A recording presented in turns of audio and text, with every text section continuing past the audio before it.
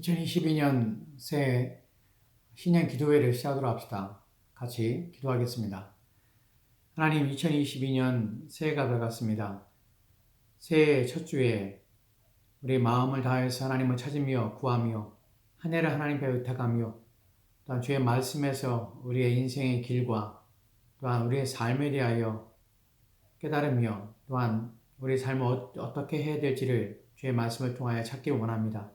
주께서 우리 가운데 함께 하시고 말씀으로 우리 영혼을 깨우사 올 한해 복된 한 해가 되도록 주여 도와주옵소서. 주께서 함께 원하오며 예수님 이름으로 기도합니다. 아멘. 2022년 첫 번째 주가 되었습니다. 오늘 첫 번째 하나님 말씀을 함께 살펴보고 한 해 동안에 우리가 붙잡고 기도하며 또한 의지해야 될 하나님 말씀에 대하여 오늘 말씀을 통하여 살펴보도록 합시다. 오늘 말씀은 사도행전 11장입니다. 사도행전 11장 19절부터 26절 말씀까지 내용을 가지고 우리의 교회됨에 대하여 또 우리는 어떤 교회를 지향해야 되는가 하는 부분에 대하여 우리 기도 제목을 삼으려 합니다. 오늘 말씀을 통하여서 저는 한 교회를 여러분에게 소개하려 하는데 예루살렘 교회가 성경에서 사람들이 종종 거론하고 또한 모델로 삼고 있는 교회는 예루살렘 교회를 대부분 일반적으로 모델을 삼고 있습니다. 왜냐하면 예루살렘 교회가 행했던 모습들을 보면 참된 교회의 모습들이 보여지고 또 드러나기 때문에 그렇습니다. 특별히 사도행전 2장 42절 말씀을 보면 이렇게 기록되어 있는데 저희가 사도의 가르침을 받아 서로 교제하며 떡을 떼며 기도하기를 전에 힘쓰니라. 아멘. 여기 보면 저희가 사도의 가르침을 받았고 서로 교제하며 또한 떡을 떼며 기도하기를 전에 힘쓰는 그런 교회였습니다. 이 외에도 그 다음 내용을 보면 표적과 이적이 사도를 통하여 나타났다는 것을 볼 수 있고 또한 물건을 통용하고 또 자신의 소유를 팔아서 필요에 따라서 나눠지는 교회의 모습입니다. 이런 교회가 모델이 되고 또한 참된 교회의 모델이 참된 교회가 아닐 수 없습니다. 그럼에도 불구하고 저는 오늘 예루살렘 교회가 아니라 다른 한 교회를 성경에 나타난 한 교회를 여러분에게 소개하려는데 그 교회는 안디옥 교회입니다. 성경에서 안디옥이라는 지명에 대하여 안디옥이라는 지명이 두 가지 지명이 나오는데 하나는 무엇이냐면 BCD의 안디옥이라는 지명이 나오고요. 또 하나는 수리아 안디옥이라는 지명이 나오는데 오늘 우리가 사도행전 11장에 나오는 이 교회는 비시디아 안디옥이 아니라 수리아 안디옥입니다. 수리아 안디옥은 예루살렘으로부터 480km 북쪽으로 떨어져 있는데 현재로서는 터키의 동남부에 자리하고 있는 지역입니다. 여기 한 교회가 세워졌습니다. 오늘 우리가 이 교회를 주목하여 보려는 이유는 이 교회는 보통 교회가 아니기 때문입니다. 성경에서는 비록 간단하게 소개되고 있지만 우리가 이 교회를 자세히 살펴보게 되면 이 교회는 최초라는 타이틀을 두 개나 가지고 있는 그런 교회입니다. 한 가지만 최초라는 타이틀을 가지고 있어도 특별한 교회인데 이 교회는 두 가지의 최초라는 타이틀을 가지고 있는 그런 교회였다는 사실입니다. 물론 타이틀 자체가 중요한 것은 아닙니다. 그 내용이 중요하다는 것이죠. 첫 번째로 이 교회의 탁월한 점은 무엇이냐면 최초로 세워진 이방인 교회였다는 것입니다. 그리고 또 그러면 그전에는 어땠냐? 그전에는 유대인들을 중심으로 해서 교회들이 세워지고 또 유대인 중심 교회였습니다. 그런데 이 수리아 안디옥에서 처음으로 이방인들이 중심이 되어서 세워진 이방인 교회였습니다. 두 번째의 최초라는 타이틀은 이 교회로부터 시작해서 그리스도인이라는 이름이 시작됐다는 사실입니다. 그전에는 그리스도인이라고 불리지 않았습니다. 그러나 이 안디옥 교회의 교인들을 안디옥 사람들이 그리스도인이라고 불렀다는 것입니다. 그리스도인이라는 말은 그리스도에 속한 자, 그리고 그리스도를 따르는 자, 또는 그리스도를 머리로 하는 자라는 의미입니다. 사실은 그리스도인이라는 그 의미가 우리 가운데 큰 의미를 줍니다. 헬라어로는 엔크리스토스라고 표현하는데 이 단어의 의미 속에는 그리스도에 속한 자, 그리스도의 것이라는 의미가 담겨져 있습니다. 신자라는 의미는 그리스도를 닮은 자, 그리스도에 속했기 때문에 그리스도의 것, 또 그리스도의 뜻을 따르며 순종하는 자라는 것입니다. 안디옥 교회에서 그리스도인이라고 불렀다면 안디옥 교회는 어떤 교회입니까? 사람들이 안디옥 교회의 교인들을 볼 때에 이 사람들은 그리스도에 속한 자들이야. 그리스도의 제자들이야. 그리스도를 본받는 자들이야. 그리스도의 도에 순종하며 따르는 자들이야. 라는 것이 확연히 드러났다는 것이에요. 즉 신자됨에 있어서 교회의 주인 되신 그리스도를 닮고 있고 닮아가려고 하는 것은 교회의 본질입니다. 저와 여러분의 본질은 무엇이냐면 그리스도인 다워야 되는 것이에요. 우리가 그리스도인이라고 이름을 붙이는 것에 대해서 오늘날에는 다른 의미를 갖습니다. 교회를 다니는 사람은 그리스도인이라고 하지요. 주일날 교회에 가서 예배 드리면 그리스도인하고 교회 다니는 사람이 그리스도인이라고 합니다. 그러나 안디옥교회는 그런 의미가 아닙니다. 오늘날의 그리스도인이라고 불리는 것에 대해서 사실 우리는 우리가 교회 다닌 것에 대해서 크게 부끄러워하거나 또는 내가 신자라는 사실 때문에 크게 숨겨야 될 또한 감춰야 될 어떤 비참한 또는 사람들이 무시하는 멸시하는 경멸의 단어는 아닙니다. 교회에 다니는 것이 한 종교를 믿고 있고 또한 기독교라는 종교인이라는 것 때문에 그렇게 박해를 당하거나 또한 멸시의 대상이 되거나 조롱의 대상이 되는 것은 아닙니다. 그런데 당시에 있어서는 그렇지 않았다는 것이에요. 당시에 있어서는 그리스도인이라고 부르는 것이 불명예였습니다. 우리가 사도행전 11장 26절에 보면 제가 읽겠습니다. 사도행전 11장 26절에 보면 만남에 안디옥에 데리고 와서 둘이 교회에 1년간 모여있어 큰 무리를 가르쳤고 제자들이 안디옥에서 비로소 그리스도라 일컬음을 받게 되었더라 라고 합니다. 본문의 한글 성경에서는 비로소라는 단어가 등장하게 되는데 이 단어의 의미가 뉘앙스가 그리스도로 대우받았다는 의미처럼 느껴집니다. 또 긍정적인 의미처럼 느껴지는 것이에요. 그런데 사실 헬라어 원문을 보면 비로소라는 단어는 단지 처음이라는 단어 뜻입니다. 즉 처음으로 그리스도인을 불렀다는 것이에요. 사실 이 그리스도인을 불렀다는 것이 당시에 있어서 좋은 의미는 아닙니다. 또한 불륜 받는 것이 마땅하며 또 자랑스러운 것도 결코 아닙니다. 사실은 멸시와 조롱의 대상이었고 이단이었다는 것이에요. 당시의 사람들에게 있어서 기독교인이 그리스도인이 된다는 것은 유대교 외에 다른 종파 또한 그리스도라는 십자가에 달려 죽은 자에 대한 자를 믿는 자들이라는 의미 속에서 분파의 한 종류를 유대교의 한 분파의 종류를 여겼을 뿐만 아니라 멸시와 또한 비난과 조롱과 또한 우습게 여기는 것이 되었다는 것이 그것이 바로 그리스도의 이름이 가지고 있는 의미였습니다. 그래서 성경 보면 이런 구절들이 있습니다. 고린도전서 1장 13절 말씀을 보면 이렇게 기록됐습니다. 우리는 십자가에 못 박힌 그리스도를 전하니 유대인에게는 꺼리끼는 것이요 이방인에게는 미련한 것이로되 아멘. 여기서 그리스도를 전하니라고 표현하면서 이것이 무엇이냐면 유대인들에게는 꺼리끼는 것이고 이방인들에게는 미련한 것이라고 합니다. 즉 멸시의 대상이었어요. 유대인에게도 멸시의 대상이고 이방인에게도 마땅치 않은 것이에요. 그것이 바로 그리스도라는 의미입니다.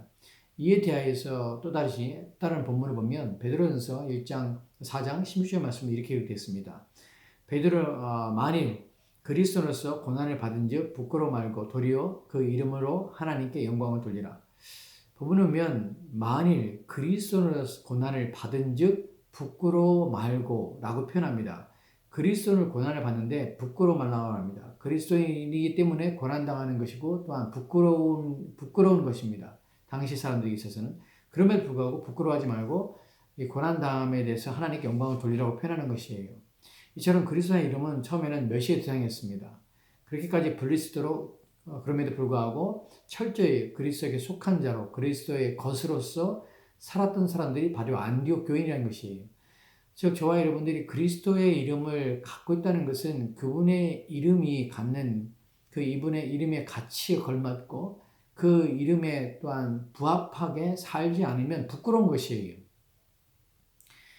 오늘날에는 우리는 그리스도의 이름을 그냥 호칭으로 부르지만 사실은 당시는 이처럼 진지하고 또한 생명을 거는 일이었습니다.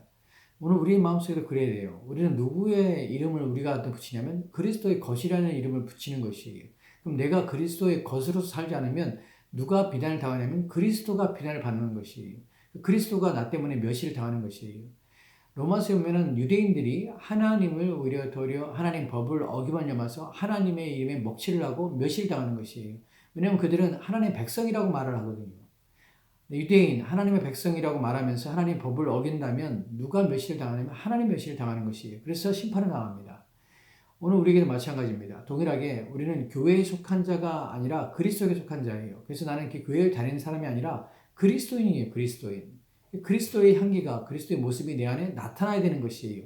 이것이 우리에게 중요한 것이에요. 올 한해 저와 여러분들이 해야 될 것은 우리의 이름에 우리를 부르는 또 우리를 여겨주는 그 부름과 그 이름에 합당한 자들이 되기 위해서 온 노력을 기울여야 된다는 것이 그리스도의 겉다움이 우리 가운데 있어야 한다는 것입니다.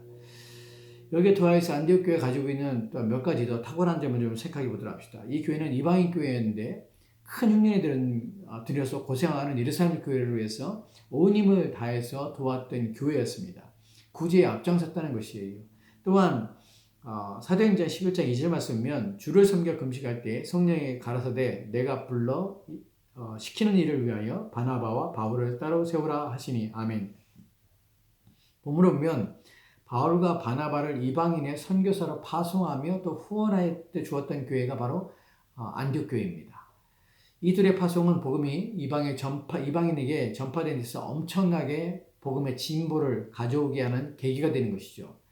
이방인을 위한 선교사 파송이 초대교회의 중심이었습니다. 그런데 그 중심에 예루살렘 교회가 있었던 것이 아니라 바로 안디옥 교회가 이 일을 떠맡았다는 것이에요. 이처럼 안디옥 교회는 하나님께 얼마나 귀하게 사용되었는지 모릅니다. 하나님을 기쁘시게 하는 교회가 되는 것이에요. 복음에 합당하게 복음을 증거하며 전하는 일에 또한 하나님을 높이는 일에 또한 하나님의 나라를 확장하는 일에 온 힘을 기울이는 교회가 바로 안디옥 교회였다는 것입니다. 또한 이런 안디옥 교회는 그 후만이 아니라 성경의 기록 이후에 역사적으로 이런 내용들이 역사의 기록 속에서 우리가 발견이 되는데 안디옥 교회는 사도 시대를 거쳐서 이제 속사도라고 부르는 시대가 있습니다. 그리고 그 위에 교부라고 부르는 교회의 아버지라고 부르는 교부들이 또 나타나는 불리우는 시대가 있어요. 그 교부 시대라고 하는데 그때에 AD 이제 2세기 정도죠. 그때에 안디옥 교회에서 이그나티오스라는 감독이 안디옥 교회를 섬기고 있었습니다. 근데 이 이그나티오스 감독이 바로 순교를 하게 된 것이 순교자를 배출하는 교회였고 또 4세기에 이르러서는 황금의 일업이라고 역사 속에서 황금의 입이라고 불리는 아주 대단한 설교가였던 사람인데 크리소스톰이라는 사람입니다. 이 사람이 안디옥 교회 출신이고 또 안디옥 교회 감독이었습니다. 심지어는 이런 일이 있었는데 384년에 초대교회 기독 역사에 유명한 안디옥 교회 감독이 이제 크리소스톰이 있는데 그 사람이 당시에 설교했던 내용들을 보면 그리스도인들의 실질적인 삶의 원리들을 설교하는 데 집중했던 것이에요. 근데 397년에 어떤 일이 벌어지냐면 제국의 이제 수도였던 콘스탄티노플에서 감독이 이제 비게 됩니다. 그자 그곳 사람들이 크리소스톰을 안디옥에서 납치해 올 정도 해서 납치해 와서 이 콘스탄티노플의 감독으로 세운 것이 당시에 이제 높은 명성과 평판을 이제 반영한 것이기도 해요. 물론 그게 옳다는 말이 아니라 안디옥 교회가 어느 정도까지 당시에 영향을 미쳤으며 많은 사람들에게 바른 신앙과 또한 진리에 대해서 어떠한 태도와 자세를 가지고 있는지 하는 것을 우리가 보게 되는 것이에요. 교회가 세워진 300년 동안 안디옥 교회는 이렇게 명성을 가지고 있었고 위대한 사역자들을 배출하는 그런 교회가 되었다는 것입니다. 최초의 이방인 교회고 또한 그리스도인이라고 이름을 불릴 만한 만큼 주변 사람들에게 드러내놓고 구별된 삶을 살았던 교회인 안디옥 교회. 이 교회를 우리가 주목해 보아야 할 것은 이 교회가 어떻게 시작되었는가 하는 부분에서 또 다른 우리 가운데 주는 교훈이 있습니다. 우리가 앞에 생각해 봤던 것처럼 안디옥 교회는 그냥 그런 교회가 아닙니다. 이런 탁월한 교회가 존재하기 위해서는 많은 것들이 이제 준비되어지고 또 갖춰져야 된다고 생각합니다. 이 교회의 세워짐은 예루살렘 교회를 위해서 마가의 다락방에서 기도했던 120명의 헌신된 사람들의 기도로 세워진 것은 아닙니다. 또한 탁월한 지도력을 가졌던 사도들에 의해서 이 교회가 시작되었거나 또한 이 교회가 세워진 것도 아닙니다. 위대한 누구의 또 어떠한 사람의 순교자의 피로 세워진 것도 아니고요. 그래서 시작된 것도 아닙니다. 예루살렘 교회에서 일어났던 오순절의 성령 강림이나 또한 기적과 이적 또한 일어나지 않았음에 불구하고 이 교회는 시작됩니다.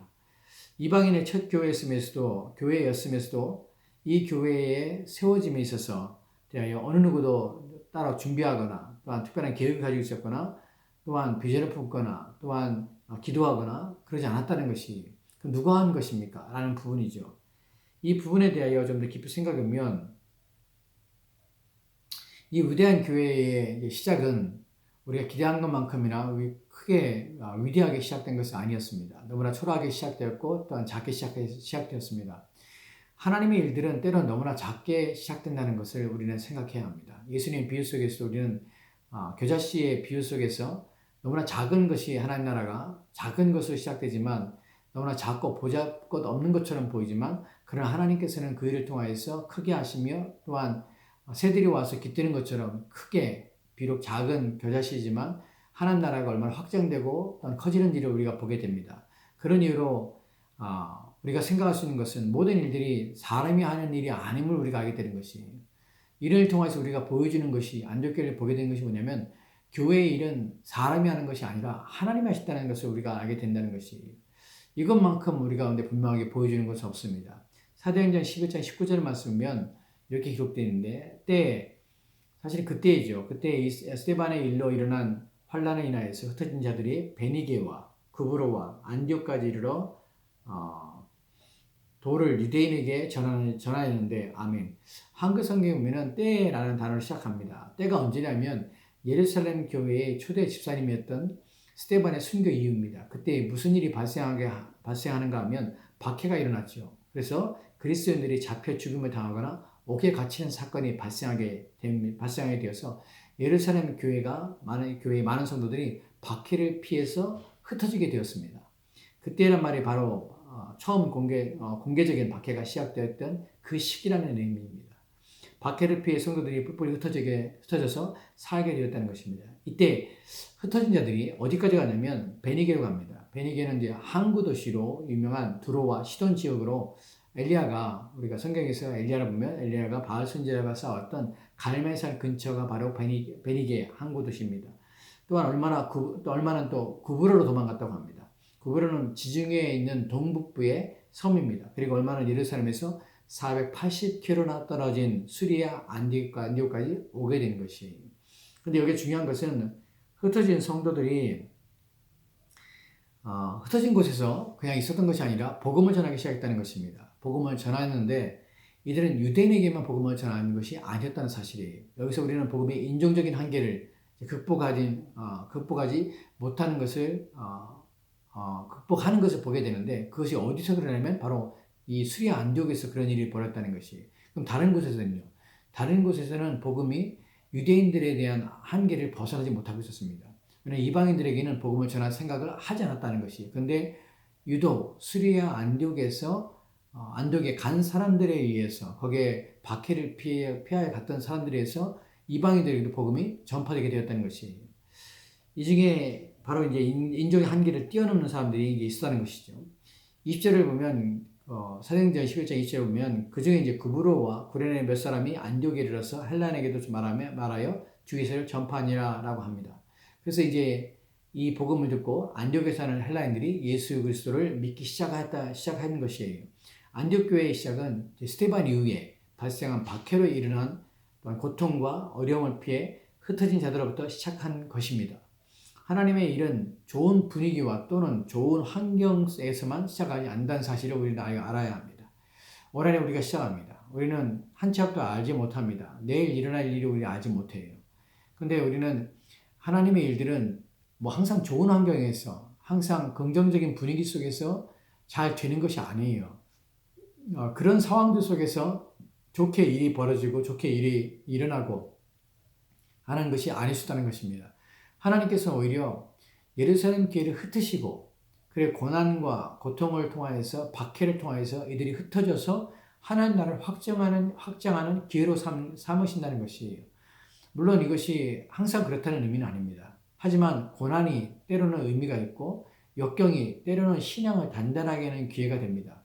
2022년 동안에 한 해 동안에 우리 가운데 어떤 박해가 있을 수 있고 어려움이 있을 수 있습니다. 인생 속에 문제를 만날 수 있습니다. 근데 더 중요한 것은 무엇이냐면 그 신자에게 있어서 문제와 어려움들은 단순히 신자를 괴롭게 하거나 무너뜨리는 결과로서 작동하는 것이 아니라 그것은 우리의 신앙을 일으키며 또한 믿음을 세우게 하는 하나님의 방식이고 또한 방법이 있다는 사실을 우리는 기억해야 되는 것이에요. 왜냐하면 안디옥 교회가 그런 방식으로 세워졌기 때문에 그래요. 만약에 예루살렘 교회가 박해가 없었다면 예루살렘 교회에서 인종의 차별을, 인종의 장벽을 극복하려고 하지 않았을 것입니다. 이방인의 교회가 세워지지 않았을 것입니다. 근데 이런 박해를 통해서 하나님께서는 안디옥 교회를 세우는 기회로 삼으시고 그 이방인들에게 복음을 전하는 기회가 되도록 하나님께서 역사하셨다는 것이에요. 이것이 오늘 우리에게 주는 의미입니다. 올 한 해 동안 우리 가운데 어떤 일이 있을 때 우리의 환경과 상황이 우리 가운데 있고 유익되지 않고 긍정적으로 보이지 않을지라도 우리 하나님을 의지해야 됩니다. 왜냐하면 그분께서는 환경을 뛰어넘으시고 상황을 뛰어넘으실 뿐만 아니라 어려움들 속에서 우리의 신앙과 믿음을 연단하시고 또한 우리를 단련하시는 기회로 삼으시는 우리 아버지이기 때문에 그래요. 그래서 우리는 징계를 받을 때 마땅히 우리가 자녀이기 때문에 징계를 받고 있다는 사실을, 또한 교훈과 훈련을 받을 때에 마땅히 자녀이기 때문에 그런 일을 당한다는 사실을 잊지 말아야 합니다. 그래서 그런 모든 일에 대하여 우리가 낙심하거나 약해지지 않도록 최선을 다해야 됩니다. 이것이 올 한 해 저와 여러분이 가져야 될 마음과 자세라는 것이에요. 또 다른 것을 좀 보도록 합시다. 우리가 여기서 복음을 이제 안디옥에 흩어진 사람들이 복음을 전할 때 사실은 이들이 복음을 전하러 온 것은 아니시죠. 박해를 피해러 온 것이고 또한 계획된 일도 아니었습니다. 그런데 우리가 여기서 알게 되는 것은 교회는 사람의 계획 속에서, 사람의 준비 속에서 시작되거나 또한 세워진 것이 아니라는 사실입니다. 그렇다고 해서 무계획적으로 살아가는 것은 아닙니다. 그 무엇보다도 하나님의 손에 의하지 아니하면 아무것도 이룰 수 없다는 것이 핵심입니다. 우리가 10장에서 우리는 사도행 10장을 보면 거기서 우리는 복음의 지경이 유대인에게서 이방인에게 넓어지는 또 다른 장면을 보게 되는데 베드로를 통해서 고넬료의 가족이 구원 얻는 장면입니다. 그리고 이제 그 복음의 지경이 이방인에게로 완전히 넘어가게 되는데 이 모든 것을 누가 하신 것입니까? 바로 하나님이 하시는 것이에요. 사실 사도들도 그 때문에 놀라거든요. 그리고 이방인들과 함께 식사를 하고 그들에게 복음을 전했던 베드로에게 대해서 예루살렘에서 총회가 일어나서 거기서 이제 분란이 일어나죠. 어떻게 이방인들과 이런 일이 있을 수 있냐? 그때 이제 베드로가 고백하는 것이 하나님께서 이렇게 하신 것인데 내가 어떻게 하나님이 하신 일을 내가 거역하며 그것을 막을 수 있는가? 그러면 하나님께서 이방인에게도 복음을 전함을 허락하셨는가? 하고 그때의 결의가 나는 것이에요. 그러니까 사람들은 자기의 생각과 자기의 가치관, 자기의 판단에 매여있고 묶여있는데 하나님께서 그것을 풀으시고 그것을 확장하시며 열리시는 기회로 삼는다는 것이에요. 그러니까 우리는 하나님은 어떻게 일하실지 우리는 아직 못합니다. 하나님께서는 우리를 도우실 때 수만 가지 방법으로 우리를 도우십니다. 그러니까 우리는 늘 하나님을 의지하며 하나님 앞에 우리는 맡기며 또 의탁해야 한다는 것이에요. 그럴 때에 우리는 하나님의 도우심을 우리가 경험하겠다는 것입니다. 하나님은 항상 주권적으로 역사하심을 우리 기억해야 합니다. 그 누구도 그분이 하시는 일을 막을 수 없으며 그분의 일을 멈추셨다는 사실을 우리 믿읍시다. 동시에 하나님은 자신의 일을 위해서 일할 사람들을 들어서 사용하신다는 것이 초자연적인 역사를 통해서 일할 수 있지만 하나님은 자신의 사람들을 통해서 일하기를 원하신다는 것이 자신들은 의도하지 않았지만 안디옥에 오고 또한 그곳에서 이방인들에게 복음을 전했던 이 몇 사람들, 이 사람들을 통해서 하나님께서는 그들이 사용하시고 쓰게 하신 것이에요. 우리가 믿음의 일들은 우연히 발생하지 않는다는 사실입니다. 하나님의 계획하심 속에서 인도하심을 받는다는 것입니다. 이들이 안디옥에 오게 된 것은 하나님의 이끄심이고 인도하심입니다. 그들이 그곳에서 복음을 전한 것은 성령의 감동하심을 통해서 전해진 것이에요. 또한 이들이 언변으로 사람들을 그리스도로 되게 한 것이 결코 아닙니다. 왜냐하면 오직 사람의 마음을 바꾸시고 그들의 영혼을 바꾸시는 분은 하나님밖에 할 수 없다는 것을 우리는 알기 때문에 그렇습니다. 오게 하시고 또한 전하게 하시고 믿게 하시는 이 모든 일을 하나님이 하신 것입니다. 그래서 안디옥 교회가 세워진 것이에요. 교회는 그렇습니다. 하나님에 의해서 되어지는 것입니다. 사람에 의해서 되어지는 것이 아니라 사람을 통하여서 사람을 사용하시는 하나님의 능력에 의해서 되어지는 것이에요. 즉 우리는 한 해 동안에 그리스도로서 또한 열린교회의 성도로서 그리스도를 주로 모시고 있는 교회로서 우리는 그리스도 앞에 사용되며 쓰여지는 일꾼 되기 위해서 노력하는 한 해가 되도록 애를 써야 한다는 것이에요. 우리는 그러도록 부름을 받았습니다. 그래서 우리는 모든 마음을 다해서 하나님께서 나를 통하여서 역사하시기를, 나를 통하여서 주의 몸을 세우시고 또한 주의 교회를 든든히 하시는데 사용되는 도구가 되기를 위해서 기도해야 될 것입니다. 우리는 사도행전 11장 21절 말씀은 이렇게 읽는데 주의 손이 그들과 함께 하심에 수다한 사람 믿고 주께 돌아오더라. 여기서도 분명히 말하고 있는 것이 주의 손이 그들과 함께 함이라는 표현을 쓰는 것입니다. 우리의 모든 사역과 모든 일들, 교회 섬기는 모든 일들은 주의 손이 함께일 때 주의 뜻을 이루며 주의 교회가 든든히 서가는 것이에요. 그러니까 내 힘으로 내 노력을 하려고 하지 마시고 주님의 손에 의해서 주님의 손이 되고 주님의 발이 되어서 일하는 것이 우리가 부름받으며 교회를 세워가는 온전한 교회가 되는 방식입니다. 부디 올 한해 저 또한 여러분 또한 주님의 손과 발이 되었으면 좋겠습니다. 주님께서 일하시는데 사용되는 도구가 되었으면 좋겠습니다. 이것이 올 한해 저와 여러분이 이 안디옥교를 통하여서 또한 깨닫게 되는 교훈이고 가르침입니다. 올 한해 주님의 교회를 섬기는 데 있어서 우리는 한 마음으로 섬겨야 합니다. 첫 번째 말씀을 교회에 대한 말씀을 드리는 이유가 우리는 교회로 부름받았고 그리스도는 부름받았다는 사실을 기억합시다.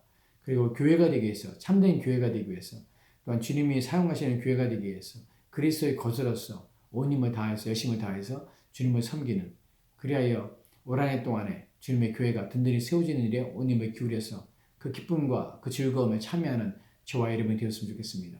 기도합시다. 하나님 2022년 한 해 동안에 우리 마음에 성령의 감동함을 주시고 하나님의 일하게 하심을 따라서 일할 수 있는 우리가 되도록 도와주옵소서. 우리의 힘과 우리의 노력으로 되는 것이 아니라 하나님이 일하시는 걸 알고 또한 주께서 도우시는 우리의 삶 되게 도와주옵소서. 그래서 우리 스스로가 하나님 앞에 내어 맡김을 말미암아 하나님을 기쁘시게 할 자로 세워지기 위해서 온 힘을 기울이게 도와주시고 주의 손과 발이 되어서 주의 뜻을 드러내는 우리가 되도록 주여 도와주옵소서. 하나님이 주인이십니다. 그리고 하나님이 하십니다. 믿음으로 하나님께 사용되며 쓰여지는 그 영광스러움과 복됨이 우리 모든 삶에 있도록 주여 도와주옵소서. 주께서 올 한해 우리 성도들과 함께하게 소망하며 감사드리며 살아계신 예수 그리스도의 이름으로 기도합니다. 아멘. 오늘 주어진 말씀을 가지고 여러분 기도하시고 또한 이 말씀에 따라서 여러분의 마음에 깊이 새겨서 그것이 이루어지기를 위해서 하나님 앞에 간절히 사모하시며 하나님과 함께하는 시간을 가지시 바랍니다. 감사합니다.